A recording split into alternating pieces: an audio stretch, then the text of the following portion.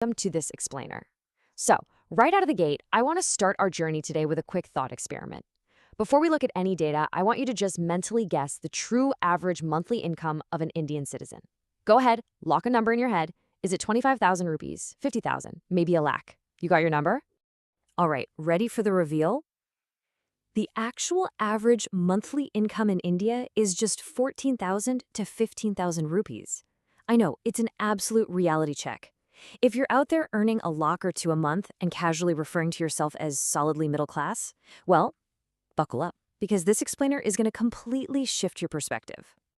Today, we're diving into a super fascinating analysis of how different income brackets in India actually live, spend, and view money. We're looking past the shiny, curated Instagram lifestyles and digging into the raw financial realities based on direct conversations with earners across the spectrum. Honestly, we aren't just looking at two different salary bands here.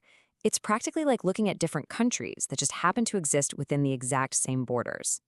So here is our roadmap. We'll start with the 3 to 5 locks survival battle. Move up to 10 to 30 locks for aspiration and show off. Enter the 40 to 60 lock golden cage. Reach 1 core plus where money becomes freedom. And finally, we'll reveal the real underlying difference between them all. Let's kick things off with part 1, 3 to 5 lakhs, the survival battle.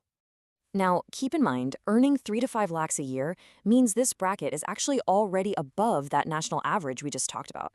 But for folks in this group, like your government school teachers, data entry operators, or BPO executives, every single rupee has a destination before the paycheck even hits the bank account.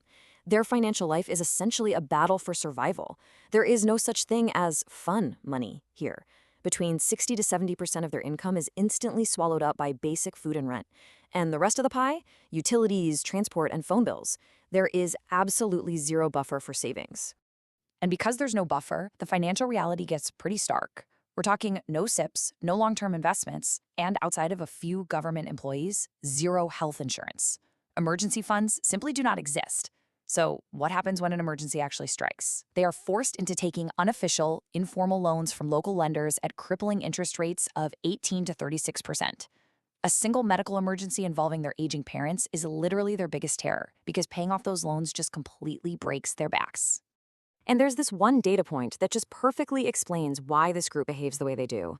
A child born into the bottom 20% in India has only a 3% chance of making it to the top 20%. Let that sink in for a second. Just 3%. This is exactly why they prioritize stability over absolutely everything else. They're chasing government jobs not to get rich, but for the safety net and the societal respect. Moving right along to part 2, 10 to 30 lakhs, aspiration and show off. So this is your young IT crowd, your bank managers and HR execs, living in the big metro cities. This is the exact group that completely believes they are the quintessential middle class. But the data tells a wildly different story. If you're pulling in 10 to 15 lakhs a year, you're actually in the top 5% of the country. Hit 20 to 30 lakhs, and you're in the exclusive top 2% club. Yet, when you ask these earners if they have enough, they almost always say no. Why? Because aspiration, and frankly, the desire to show off, starts to heavily influence their financial decisions. Let's actually break down the monthly math for a 12 lakh earner. They're taking home around 80,000 rupees. After paying rent, buying food, and dropping a little into an SIP, they should have a really decent chunk left over. But notice those EMIs? This is where lifestyle inflation hits them like a truck. They're buying iPhones on 12-month EMIs. They're grabbing MacBooks they don't even really need. And that 26,000 net remaining, it vanishes super fast on unnecessary flight tickets just to save face instead of taking the train home. They have the money, sure, but they are bleeding it dry just to maintain an image. Now, bump that income up to the 20 to 30 lakh range, and the stakes just multiply. Comfort definitely sets in, but they immediately upgrade to brand new SUVs like a Creta or a Seltos. And shockingly, almost all of them take on massive 60 to 70 lakh rupee home loans before they even hit 30 years old. Toss in another 3 to 4 lakhs a year for international school fees, and you've got a demographic sitting in the top 2% of the country, constantly complaining that inflation is ruining them and that a good life is somehow still out of reach. Okay, let's step up to part 3, 40 to 60 lakhs, the golden cage. We're talking directors and VPs now, literally the top 1%. By all standard logic, these guys should feel incredibly wealthy, but take a look at those astronomical EMIs. They're shelling out anywhere from 95,000 to 140,000 rupees a month. Add in a fleet of domestic help, exclusive club memberships, and expensive vacations, and because of these massive fixed overheads, their actual liquid cash savings at the end of the month average out to a measly 40,000 rupees. They literally can't quit their high-stress jobs because they're locked into 20-year loans they haven't even begun to really dent. And the human cost of living like this is devastating. There's this quote from one earner in this bracket that just hits the nail on the head. Plenty of money, no time, no energy, no stamina, sometimes not even the desire. That's heavy. Their entire existence ends up revolving around hitting corporate targets just to secure the performance bonuses needed to feed their massive overheads. Their health is often tanking from stress, bad sleep, and processed food. They are quite literally living in a golden cage, surrounded by all this luxury, but totally exhausted, with no exit door anywhere in sight. Which brings us to part 4. 1 crore plus freedom through money. When you reach this peak, your startup founders, law firm partners, senior corporate directors, the entire philosophy around wealth completely flips. Money is no longer about showing off to the neighbors. Instead, it becomes a very tangible tool to buy back their freedom and escape the daily rat race. They focus heavily on real estate and passive income, often dropping 1 to 1.5 lakhs into SIPs every single month. And interestingly, their biggest worries change completely.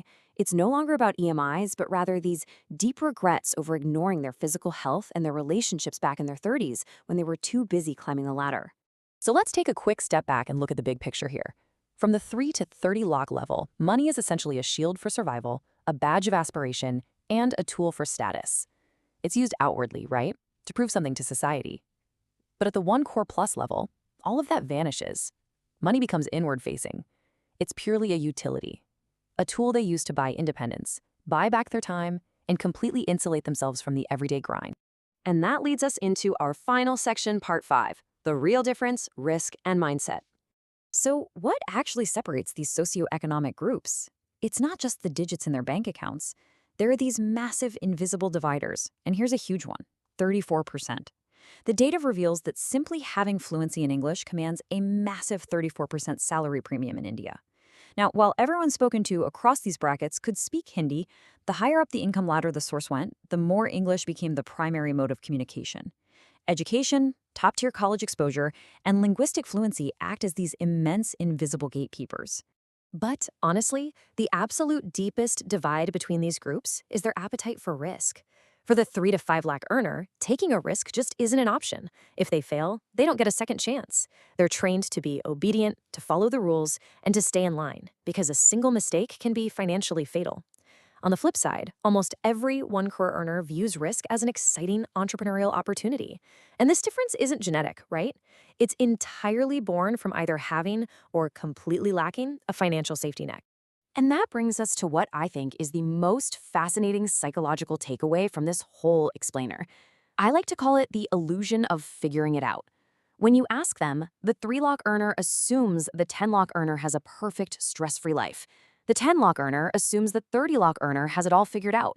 And the 1 crore earner, they assume you need 5 crores to finally be at peace. Everyone just assumes that the step directly above them is the final finish line. Yet, if you actually talk to the folks standing on those higher steps, every single one of them will tell you, flat out, no. Which leaves us with this final, kind of profound question to reflect on. Has anyone actually figured life out? Or is the pursuit of wealth just this endless ladder where the target constantly moves, and true peace has absolutely nothing to do with the numbers at all? Thank you so much for joining me on this explainer. Keep learning, keep questioning, and I'll catch you in the next one.